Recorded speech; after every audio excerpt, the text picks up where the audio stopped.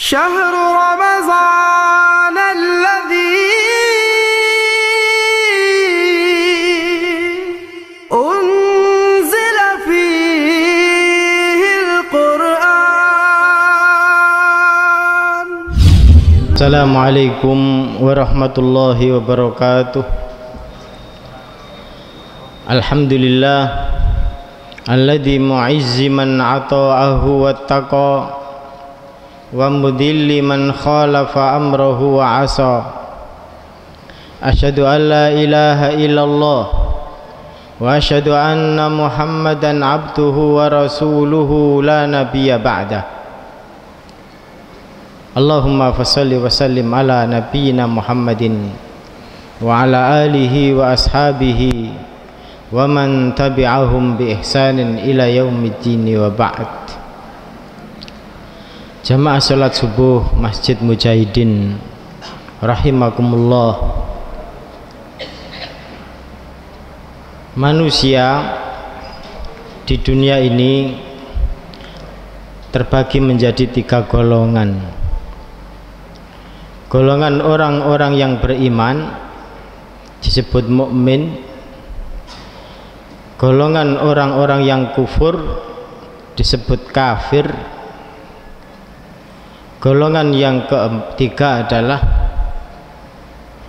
golongan orang-orang munafik.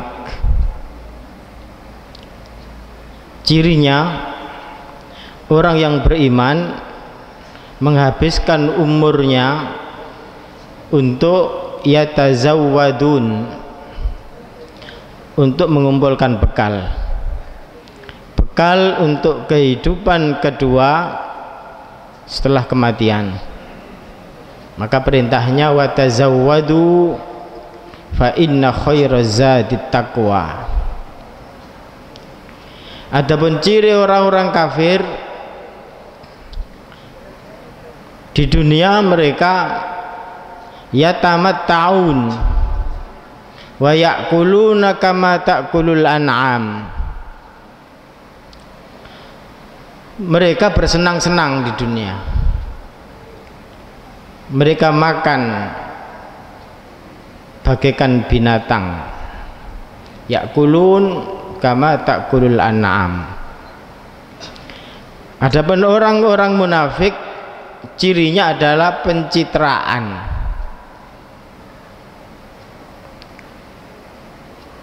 Ciri orang munafik itu menghias diri, yatazayyanun.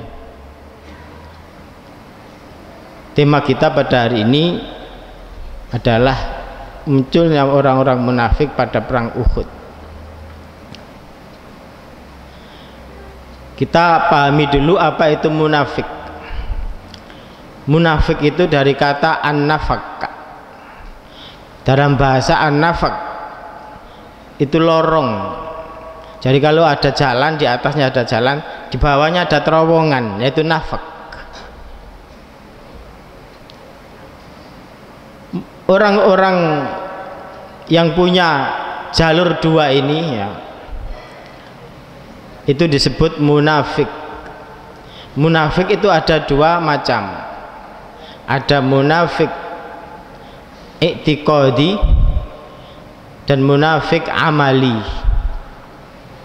Munafik i'tiqadi yang berkaitan dengan keyakinan, keimanan, mereka menyembunyikan kekufuran dan menampakkan keimanan.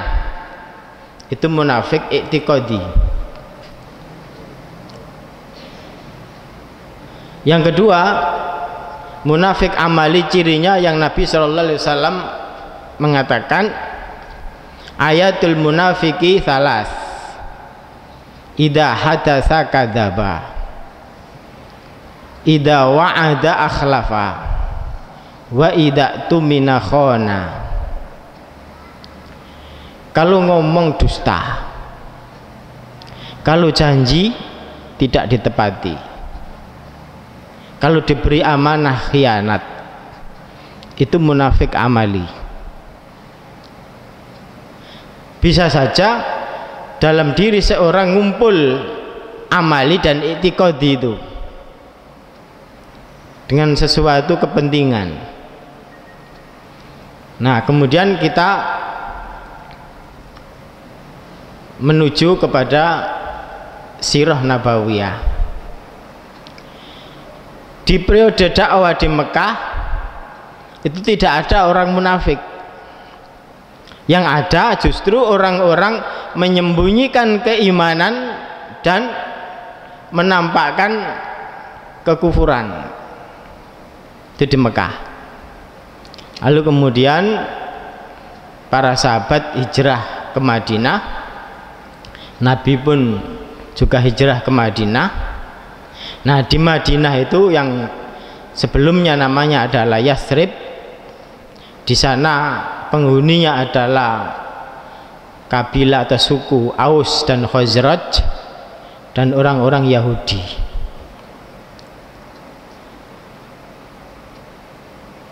Di Yathrib ini tokohnya yang hampir saja diangkat menjadi raja adalah Abdullah bin Ubay bin Salul. Tapi ketika Rasulullah Shallallahu Alaihi Wasallam hijrah ke Madinah, nggak jadi diangkat jadi raja. Akhirnya sebagian suku Aus, Khazraj dan sebagian kecil orang-orang Yahudi masuk Islam seperti Abdullah bin Salam. Nah, yang lain akan nampak, akan muncul ketika pada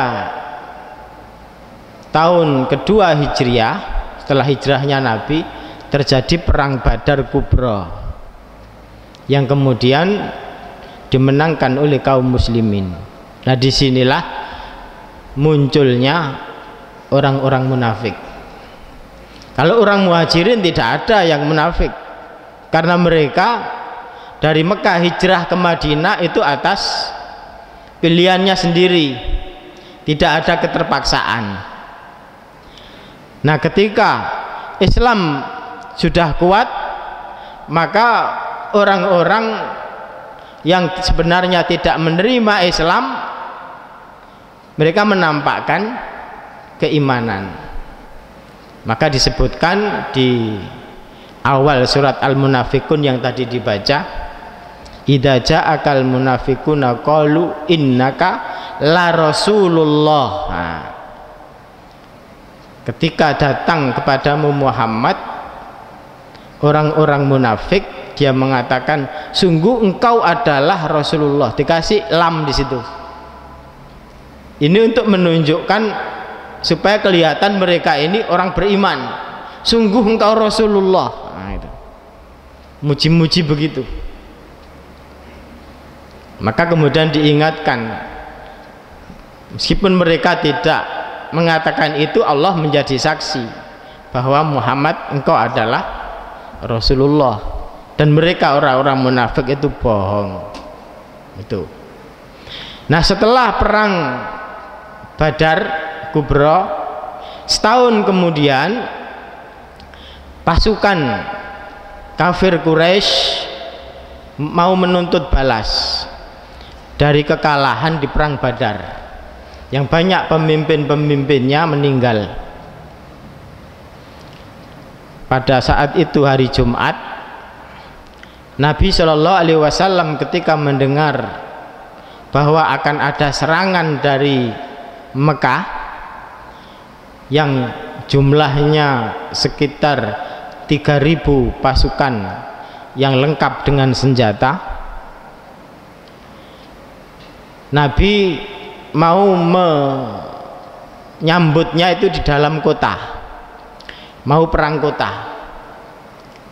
Tapi pemuda-pemuda yang semangat, yang belum mengikuti perang Badar, jadi karena perang Badar itu niatnya bukan perang, niatnya adalah mau mencegat kafilah perjalanan dari Syam, kafilah dagang yang mau pulang ke Mekah.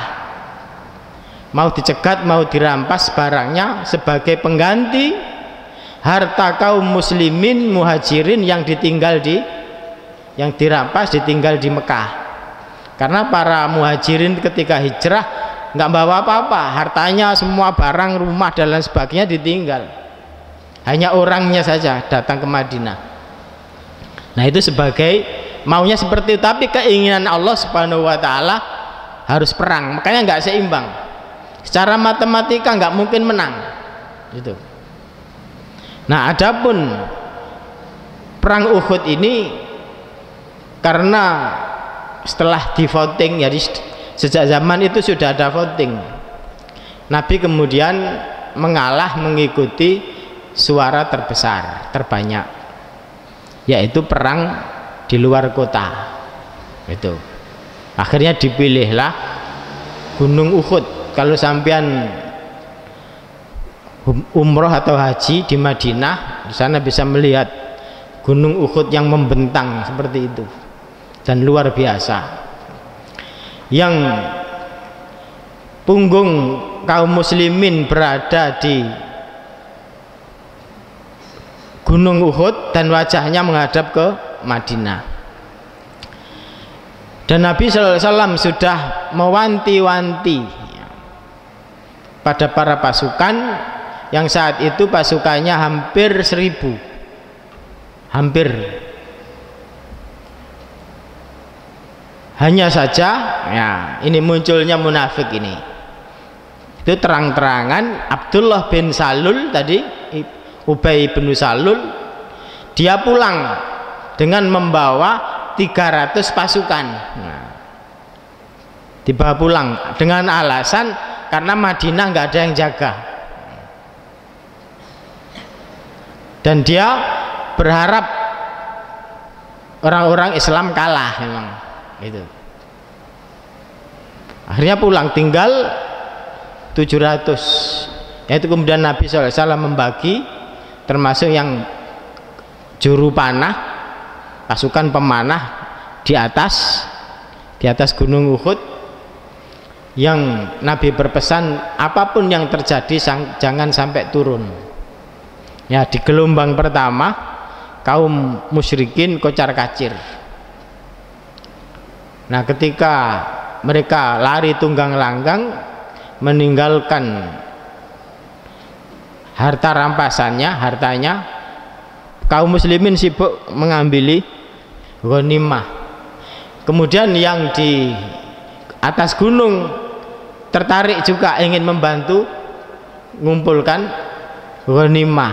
Nah disitulah Khalid bin Walid mengambil ilmu perang dari Rasulullah Shallallahu Alaihi Wasallam.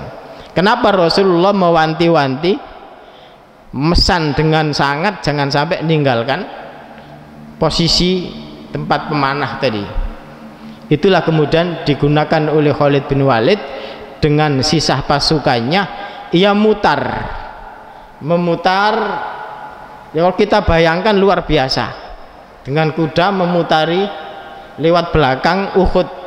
Nah, kemudian menyerang dari atas. Nah, dari situlah kemudian kaum muslimin kocar kacir, terbunuh sekitar 70-an, dan kaum musyrikin hanya sekitar 22, dan bahkan muncul kabar terbunuhnya Rasulullah Shallallahu Alaihi Wasallam sampai kacau. Nah intinya di sini adalah al-munafik. Jadi itulah sejarah munculnya kaum munafikun. Nah bagaimana Nabi menyikapi orang-orang munafik? Ketika Ubay bin Salul mengatakan la tunfiqu ala man inda Rasulillahi hatta yanfaddu. Mereka kan ada dendam, ada hasad, ada kedengkian, kenapa kok ada Muhammad di sini? Jadi nggak jadi raja. Mereka mengolok-olok orang ini gara-gara kalian memberi tempat para pendatang. Coba kalau kalian tidak mendermakan harta kepada Muhammad, mereka akan pindah ke tempat lain. Dan berikutnya wa yaqul la in raja'na ilal madinati la yukhrijanna al-'azzu minhal adal.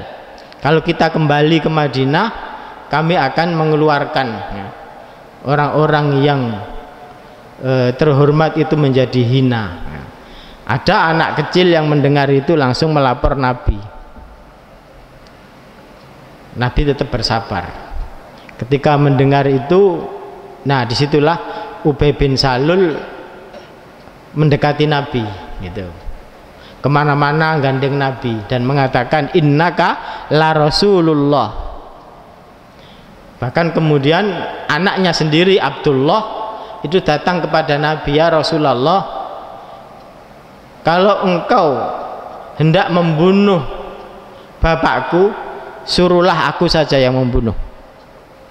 Jangan sampai orang lain yang membunuh, yang membuat aku tidak tahan melihat pembunuh bapakku dan aku melakukan kekufuran, melakukan dosa dalam Islam. Tapi Nabi jangan, karena nanti di luar sana akan muncul berita bahwa Muhammad membunuh saudaranya. Itulah bahayanya orang munafik, menggunting dalam lipatan. Sepertinya teman, tapi ya tadi menggunting dalam lipatan, sehingga ancamannya luar biasa. Mereka ini fitdarkil asfali minan nar, akan berada di intip neraka, bukan di atas, di intip. Mereka pun kalau sholat la yadkurunallaha illa qalila, tidak mengingat Allah kecuali sedikit. Dan ciri-cirinya itu sholat akhir-akhir, seperti sholat asar, itu tidak melaksanakan sholat asar kecuali sampai matahari itu berada di antara tanduk setan, sudah menjelang maghrib, ya, menjelang buka itu lagi sholat asar. Itu ciri orang munafik. Dan yang paling berat itu sholat isya dan sholat subuh apalagi. Tuh. Makanya kenapa di adzan subuh atau adzan awal itu ada as-sholatu khairum minan naum. Kenapa sholat itu lebih baik daripada tidur? Yang pertama karena sholat itu adalah panggilan Allah Subhanahu wa ta'ala, sementara tidur itu panggilan nafsu. Makanya karena panggilan Allah itu perlu mujahadah. Kalau tidur nggak perlu mujahadah, sendepel tok wis hilang, gitu. Makanya supaya tidur Anda, tidur kita ini berpahala, jangan lupa doa, gitu loh. Jadi sampai tidur pun itu berpahala, gitu. Itu pertama, panggilan Allah. Dan berat memang, innaha lakabiratun illa alal khosyiin, gitu. Makanya balasannya juga berat, besar. Oleh karenanya sujud kita itulah yang nanti menjadi kebanggaan kita di akhirat. Nanti orang-orang di akhirat itu kepengen sujud, tapi karena di dunia tidak pernah sujud, tulang-tulangnya seperti rel kereta api, nggak bisa ditekuk. Adapun orang-orang yang beriman langsung kharru sujada. Iblis itu menolak sujud kepada Adam, itu ancamannya kita semua tahu, neraka. Nah ini bagaimana kalau tidak pernah dalam hidupnya sujud kepada Allah Subhanahu wa ta'ala. Kebanggaan kita itu sujud kepada Allah. Maka syukuri ketika Anda sujud. Jangan ditiru orang yang sholat 20 rakaat hanya 7 menit. Padahal mek nutul tok dul, nah gitu. Jadi 2 rakaat itu hanya 1 menit. Nah, sholat capopo itu. Ya. Padahal kebanggaan kita sujud itu. Makanya dicirikan kaum umat Muhammad itu simahum fi wujuhihim min atharis sujud, bukan stempel hitam loh ya. Asar sujud itu nanti bersinar. Jadi malaikat itu melihat ini orang-orang beriman dengan yang mujrim itu dari tanda-tanda itu. Yu'raful mujrimuna bisimahum fayu'khadhu bin nawasi wal aqdam. Jadi orang-orang yang tidak pernah sujud itu gelap gulita. Kemudian malaikat langsung mengambil ubun-ubunnya dengan kakinya, dilemparkan ke api neraka. Naudzubillah. Kita bangga dengan sujud kita, maka syukuri. Nggak apa-apa berlama-lama dalam sujud. Bayangkan kita masih diberikan kesempatan bisa sujud. Orang-orang yang kena asam urat terus tidak bisa sujud, duduk di kursi, itu rindu loh ya, rindu kepengen sujud itu. Nah, mumpung kita bisa sujud ya, itu kita gunakan kesempatan. Jangan baduk mek ditutul notak tul, kadang belum nutul ya. Belum nutul sudah diangkat. Itu kebanggaan kita. Simahum fi wujuhihim min athari sujud. Itu pertama. Kedua, kenapa sholat lebih baik daripada tidur? Karena sholat itu kehidupan dan mati itu dan tidur itu kematian. Zaman kalau mau tidur apa doanya? Doa apa? Doa apa enggak? Bismika Allahumma ahya wa bismika amut kan? Karena tidur itu saudaranya mati. Maka kita disunahkan punya wudhu dan berdoa. Ada doa lagi, doanya agak panjang.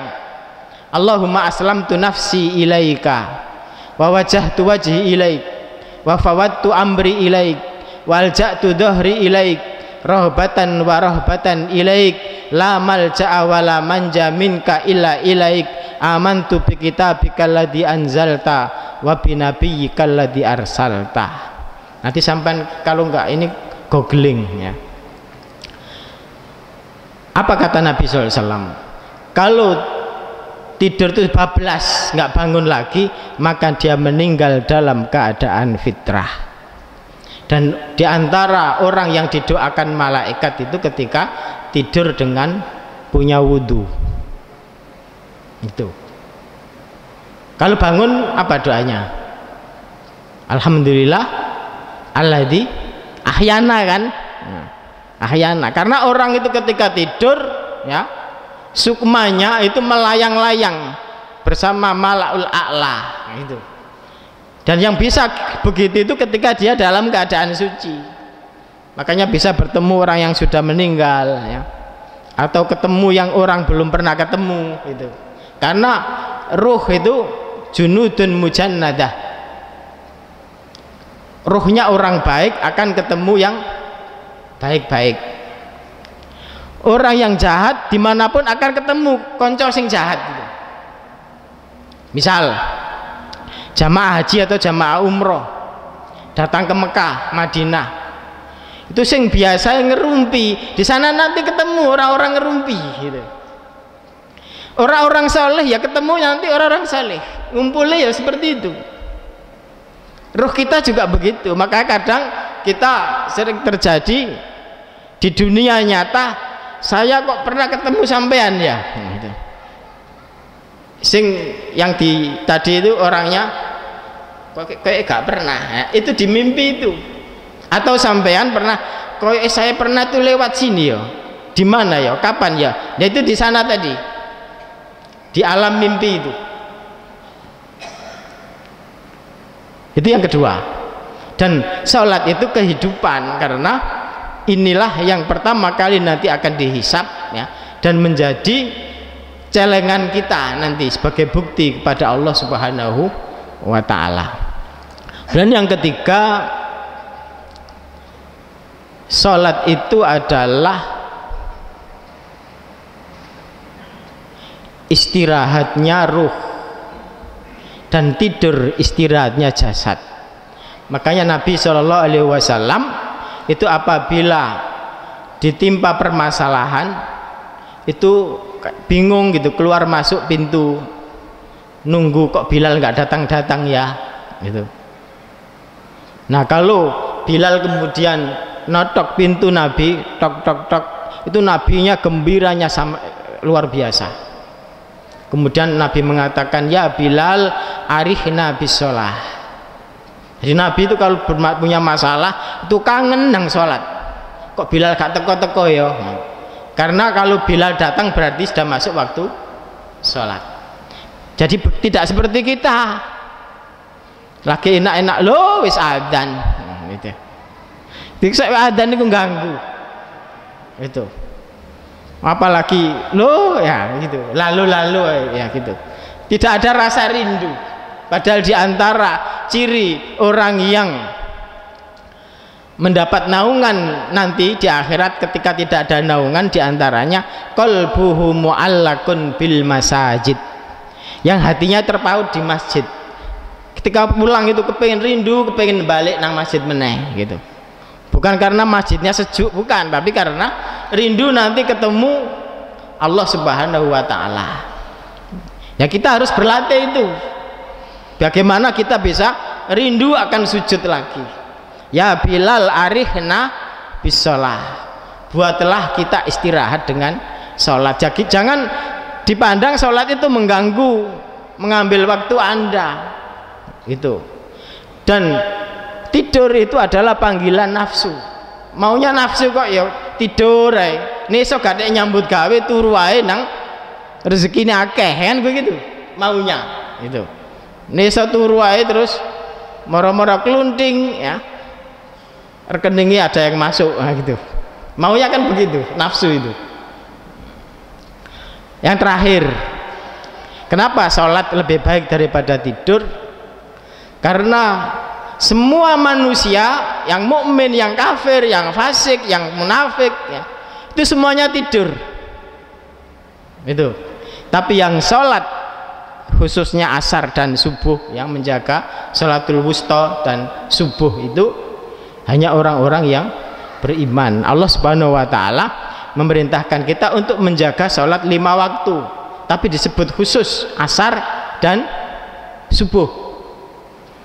Wassolatil wusta itu asar, karena orang-orang munafik males tadi, karena itu di pungkasan penghujung pekerjaan, sik kurang sidik ya gak mari-mari. Subuh, wa qur'anal fajri inna qur'anal fajri kana masyhuda, dan bacaan Quran di waktu fajar subuh itu didengarkan, disaksikan oleh malaikat. Karena setiap kita ini ada 20 penjaga, yang itu ganti shiftnya adalah waktu asar dan waktu subuh, dan itu sebelum pergantian shift itu sudah turun. Setiap hari kita dijaga agar kita itu sampai di umur yang telah ditentukan. Makanya ada belai selamat gitu, ada yang jaga kita, ada sesuatu masuk kalau kita ketip dewe ya, di mata kita, di telinga kita ya, kaki kita, tangan kita, itu ada penjaganya. Nah, kalau nggak gitu kita sudah menjadi santapan setan, apalagi kita jauh dengan Al-Quran gitu. Jadi ini ma'asyiral muslimin rahimakumullah, sehingga berbahagialah ya ketika dimudahkan oleh Allah Subhanahu wa Ta'ala, kaki ini mudah melangkah ketika menyambut panggilan subuh atau menyambut panggilan adzan ya. Umar bin Khattab ketika ditusuk pada hari kematiannya, dia menjadi imam sholat subuh, kemudian ada yang nusuk. Nah setelah ditusuk itu dikasih minum. Seorang dokter mengatakan ketika dikasih minum, airnya itu mancur di tempat tusukannya. Wahai Umar, kamu tidak akan selamat gitu. Lalu setelah mendengar dokter bilang gitu, dia memanggil putranya Abdullah. Wahai Abdullah, tolong dicarikan Hudzaifah, Karena Hudzaifah ini punya data nama-nama orang munafik dan itu dirahasiakan, yang maka disebut dengan Sohibu Sirrin Nabi, yang menjaga kerahasiaan Nabi. Ada model orang seperti itu, nggak seperti kita. Ini menjaga rahasia itu kayak wong udunen, ya. Ini gak diletusno itu selemet-selemet gitu ya. Tapi Hudzaifah nggak begitu. Ketika dipanggil Umar, wahai Hudzaifah, apakah namaku ada di daftar orang-orang munafik? Hudzaifah nggak mau ngomong. Aku nggak bisa menyatakannya. Hei Hudzaifah, demi aku. Akhirnya Hudzaifah, ini hanya kamu wahai Umar, tidak ada. Setelah ngomong tidak ada, dia lega. Wahai Abdullah, tolong datang ke Ummul Mukminin Aisyah dan mintakan izin, sampaikan salam dari Umar bin Khattab, jangan katakan Amirul Mukminin, salam dari Umar bin Khattab, dan minta izin supaya dikubur di sebelah kedua sahabatnya. Akhirnya dengan berat hati Aisyah radhiyallahu anha mengizinkan. Bahagia sekali Umar. Tadi kalau seandainya tidak diizinkan ya tidak apa-apa, kubur saja di kuburan kaum muslimin. Kemudian berpesan lagi ketika sudah dapat izin, wahai Hudzaifah, wahai Abdullah, nanti kalau aku disolati, lihat Hudzaifah ikut sholat enggak. Kalau Hudzaifah ikut sholat, maka kuburkan aku di antara kedua sahabatku. Tapi kalau Hudzaifah kok gak nongol, nggak ada di situ, maka aku kuburkan di kuburan kaum muslimin. Itu Umar bin Khattab saking takutnya ada nifak. Dan kita sholatnya yo males-malesan ya, tapi nggak merasa khawatir sedikit pun ya. Pokoknya menggugurkan kewajiban ya. Dan munafik ini akan senantiasa ada, menimpa siapapun, bahkan ahli ilmu, bahkan ulama, ahli dalil ya, ketika mereka mencintai dunia itu, karena dunia ini. Jadi ini ma'asyal muslimin rahimakumullah, yang ciri utamanya tiga tadi. Kalau ngomong berdusta, kalau berjanji tidak ditepati, kalau diberi amanah khianat. Semoga kita menjauhi itu semua ciri-ciri ini, jauhi dari itu hingga pada diri kita. Allahumma salli ala Muhammad wa ala ali Muhammad. Allahumma fir lil mu'minina wal mu'minat wal muslimina wal muslimat al ahya minhum al amwat innaka qaribun mujibut da'awat ya qadiyal hajat. Rabbana la tuzigh qulubana ba'da idh hadaitana wa hab lana min ladunka rahmah innaka antal wahhab. Rabbana arinal haqqa haqqan warzuqna ittiba'ah wa arinal batila batila warzuqna ijtinaba. Rabbana afrigh alaina sabra wa tsabbit aqdamana wansurna 'alal qaumil kafirin. Allahumma ja'alna minal ladzina yastami'una al-qaula fayattabi'una ahsanah. Rabbana atina fid dunya hasanah wa fil akhirati hasanah wa qina adzabannar. Subhana rabbika rabbil izzati amma yasifun wa salamun 'alal mursalin walhamdulillahi rabbil alamin. Wassalamu alaikum warahmatullahi wabarakatuh.